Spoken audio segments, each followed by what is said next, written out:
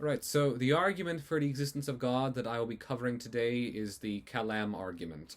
Now, if you did the reading, and I hope you did, he notes that the Arabic word kalam literally means speech. It's like speech, discourse. It was about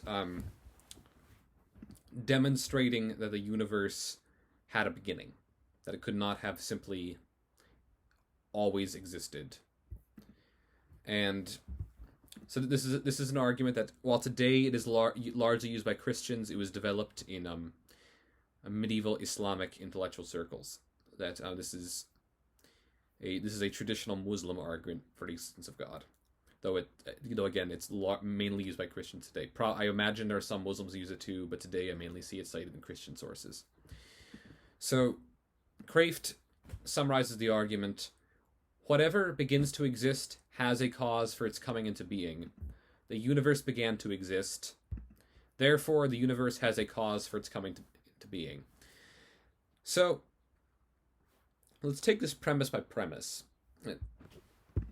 Whatever begins to exist has a cause for its coming into being. This should be intuitively correct, that you shouldn't have a hard time wrapping your head around that. This should just sound right to you. If any of you have a counterexample for this basic idea, there is a Nobel Prize waiting for you in physics, but as far as anybody can tell, things don't just pop into existence. That doesn't happen. And in turn, the universe began to exist. Now, this was a live controversy for many years, that Islamic philosophers and Franciscan philosophers would take the view that you can demonstrate by reason alone that the universe came into being. Philosophers such as Thomas Aquinas and a lot of scientists until recently would say that no, you can't show that the universe had a beginning. For Thomas Aquinas, to know that the universe had a beginning was an article of faith, that we know it because of the Bible, we don't know it because of our reason. And he made some arguments to demonstrate why the universe could have always existed. We're not going to get into that here, but do know that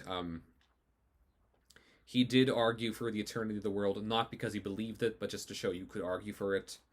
And he would also argue, of course, too, that even if the universe always existed, God still exists. That even if the universe always existed, God would still exist because the universe needs to be sustained. So, moving on. So, and again, recently with the development of the Big Bang Theory, that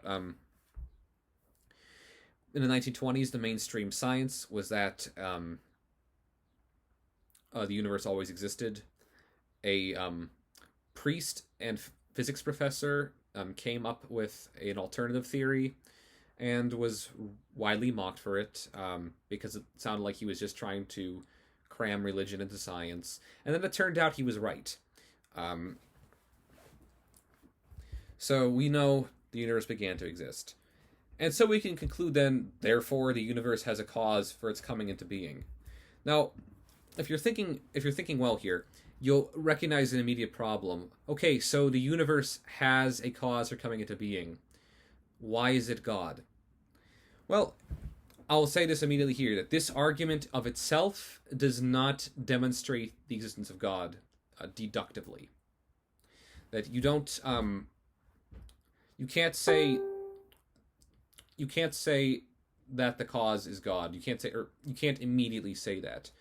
We have to use inference to figure this out. So what we would need to eventually, you're gonna have to find a cause that is itself uncaused. So the best explanation from here would be to show from here that the universe was caused by a being that was uncaused. You can't just say, well, what caused that? Well, what caused that? You need to break the chain at some point. That you can't have an infinity of contingent beings. You can't have an endless chain of things that began to exist. It has to stop somewhere. So we can infer that the best explanation for this phenomenon is God. So I hope you're seeing from this, like, that there are arguments for the existence of God that try to prove it in a very distinct logic chopping way, that if then therefore God exists. This argument is best used more so to suggest, given what we know about the universe, given what we can know from reason about causality, how things begin to exist, and so on, then the best explanation for the existence of anything at all is God. That you need to stop it somewhere. We can tell that everything that began to exist was caused, and the universe itself. There's no reason to say that that law doesn't apply to the universe. Why would it not apply to the universe? You'd get into the fallacy of special pleading eventually. Maybe you remember that from, oh, how many months ago was that? So we conclude then that the best explanation for this is God. And again, this raises its own issue. Well, what if there's better explanations? Well, my immediate kind of smart answer is there is no better explanation. Why would you ask for that? But the more serious answer is, you have to combine different arguments for the existence of God. That's taken on their own. Just like one argument on its own might be a weak argument, but when you build up an entire case, your probability goes up higher and higher and higher. That maybe with just this argument, like you say, okay, well, it's somewhat likely then that God exists. Then you combine the other arguments. You say it's so likely that God exists, I have no reason but to not believe in God, and so on. And again, this doesn't demonstrate the truth of the Christian faith. This doesn't demonstrate anything about revealed religion. This is just what we can know from reason alone about God. So we moved a step closer towards getting a more comprehensive portrait of why God exists between yesterday and today. So we'll see what the rest of the week brings.